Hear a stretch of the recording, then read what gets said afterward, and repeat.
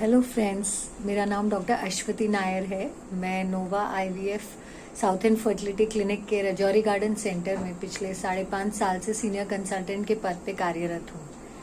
मुझे इस field of infertility में काम करते हुए नियरली 16 इयर्स हो गए और इन 16 इयर्स में मैंने कई सारे कपल्स की ड्रीम जो होती है, एक पेरेंटहुड की ड्रीम जो है, वो अचीव करने में उनकी सहायता करी है। अब इस फील्ड में रहते रहते over a period of time मेरा नाम इसमें भी जुड़ गया कि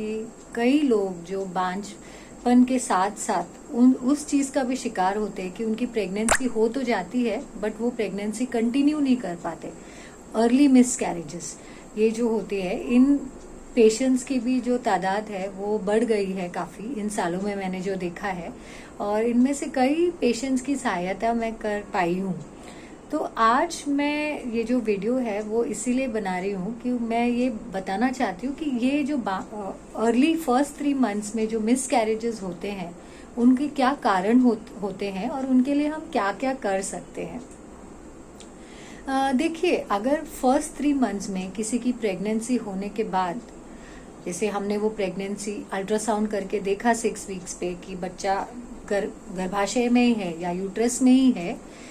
वो प्रेगनेंसी बच्चे की झिल्ली आ गई है या सैक आ गई है बट बच्चे की धड़कन नहीं आ रही, या फिर कई बार ऐसे होता है कि बच्चे की धड़कन आके फिर चली जाती है, या कई बार ऐसे होता है कि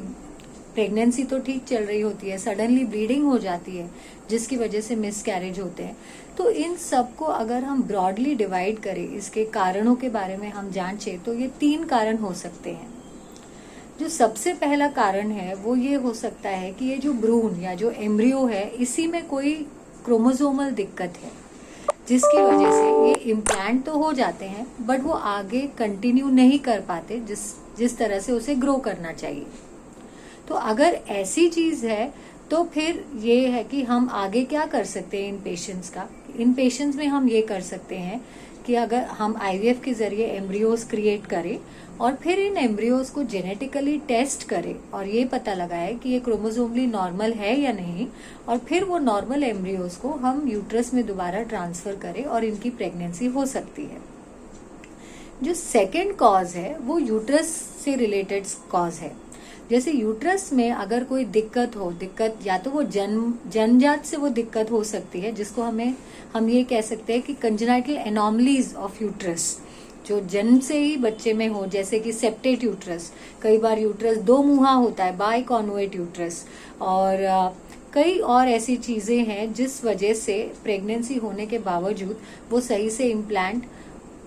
हो तो जाती है, उसके बाद वो सही से ग्रो नहीं कर पाती क्योंकि यूट्रस उसको जो आवश्यक ब्लड सप्लाई है वो नहीं प्रोवाइड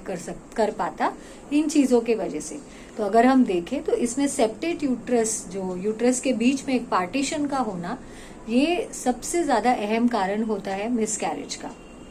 इसके साथ ही कई और कारण हो सकता है, जैसे कि रसौलियां। कई रसौलियां जो काफी बड़ी होती है, 4 से 5 सेंटीमीटर से ज्यादा, या रसौलियां जो बच्चेदानी के अंदर आ रही है, या छोटे पॉलिप्स जिसको हम कहते हैं, जो एंडोमेट्रियल ओवरग्रोथ होती है, ऐसी स्थितियों में भी प्रेगनेंसी इम्प्लांट होने के बाद वो सही से ग्रो नहीं कर पाते और मिसकैरेज हो सकती है। तो ऐसे पेशेंट्स का इलाज हम एक 3D अल्ट्रासाउंड करके हम कैविटी डिलिनिएट कर सकते हैं। फिर हिस्ट्रोस्कोपी या दूरबीन द्वारा बच्चेदानी के अंदर हम इससे चेक कर सकते हैं, और उसी टाइम पे जब हम ये करते हैं, दूरबीन द्वारा चेक करते हैं, तो मरीज अंडर एनेस्थीसिया होता है और उसी टाइम पे हम जो बच्चेदानी के अंदर जो दिक्कत है उसे सर्जिकली ट्रीट कर सकते हैं, और उसके बाद फिर इन पेशेंट्स की प्रेगनेंसी आगे कंटिन्यू करने में कोई दिक्कत नहीं आती। और तीसरी जो प्रॉब्लम है, और वो एक प्रूवन कारण है, कि कई बार जो एम्ब्रियो इम्प्लांट होता है उसको इतना ब्लड सप्लाई नहीं मिल पाता। अभी हम समझ ही सकते हैं कि जो एम्ब्रियो होता है उसका जो साइज होता है इनिशियली ये होगा से 5 to 10 mm। तो जब ये एम्ब्रियो अपनी मदर के साथ कनेक्शन बनाती है तो जो ये ब्लड सप्लाई होते हैं ये काफी थिन होते हैं।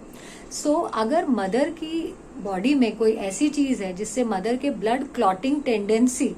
जिसको हम थ्रोम्बोफिलियास कहते हैं मेडिकल टर्मिनोलॉजी में, वो अगर हो कि उनकी ब्लड क्लॉटिंग की टेंडेंसी ज्यादा हो, तो ये जो पतले ब्लड वेसल्स होते हैं ये बहुत इजीली ब्लॉक हो जाते हैं, और अगर ये ब्लॉक हो गए तो वो ब्लड सप्लाई फिर कायम नहीं रह पाती बच्चे के लिए, और ये प्रेगनेंसी जो है वो कंटिन्यू नहीं करते।